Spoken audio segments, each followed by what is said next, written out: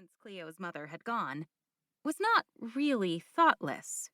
He always had thoughts, but for only two things: Cleo and his work. So long as he knew that Cleo was safe, healthy, well-educated, and happy, he could let his thoughts turn to his work at the bank.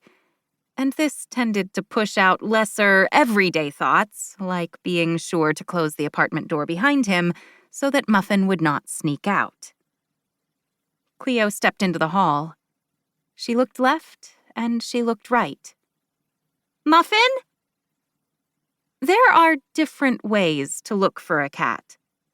Really, there are different ways to look for anything. Say your favorite marble rolls off your desk. It bounces on the floor a couple of times and then it's gone. One way to look for your marble is to start where you last saw it and then search for it in circles that keep getting bigger. Eventually, you're bound to find your marble. Let's call this the methodical approach. It's slow, it's tiring, but it usually brings home the bacon, or the marble, or, as in Cleo's case, we hope, the cat. Then there's the scientific method. Using your knowledge, you make a prediction. You consider the speed of the marble. Which way was it going? How heavy was the marble? How bouncy was the floor? If there's a thick carpet on the floor, then the marble shouldn't roll much. If it's hard wood, then it could go far, etc. You consider all these different details. You make a guess. You say, "I believe the marble rolled here." And then, when you're wrong, you start over and try it again. Maybe you forgot to take the wind into account. Or maybe you forgot to notice something else. But you keep going until you get it. But there is a third way. It is the way of the inner eye. This way asks, where would I be right now if I were a marble? Or, where would I be right now if I were a cat named Muffin? This way is not methodical. It is not scientific.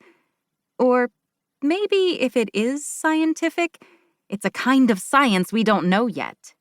It's more mysterious. Call it gut feeling or intuition or following your sixth sense. It is a way that walks on padded feet like a cat and follows its whiskers. It was this way that Cleo chose. She closed her eyes for a moment. The corners of her mouth twitched a bit. When she opened them again, her eyes seemed somehow larger and deeper brown. The pupils nearly filled up her eyes completely. Cleo walked. All of her 5 normal senses were on high alert and prickling, even her sense of taste. She came to the stairs next to the elevator. She walked down one floor, and there, after just a moment of not knowing, she turned left and not right. A man came out of apartment 11G. He looked startled to see Cleo. "Oh," he said. "Oh," said Cleo. And then the man walked by. The hard heels of his shoes knocked along the floor like half a slow horse. Cleo herself was barefoot. The floor tiles were cool. Her feet were telling her something. Before Cleo could even make up her mind, her feet were walking again. They stopped at the end of a hallway that went off to her left. It was dim. For a minute, Cleo thought about running after the man from 11G and trying to explain the situation to him.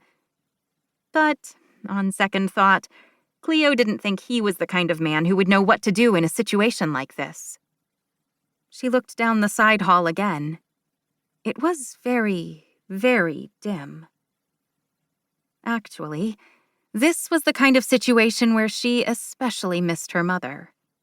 She didn't really remember her too well, but she thought, somehow, her mother would know what to do. Her mother had left the family when Cleo was 2. Overnight, she was gone. Cleo's father had not tried very hard to find her because he said she should be allowed to do what she wanted.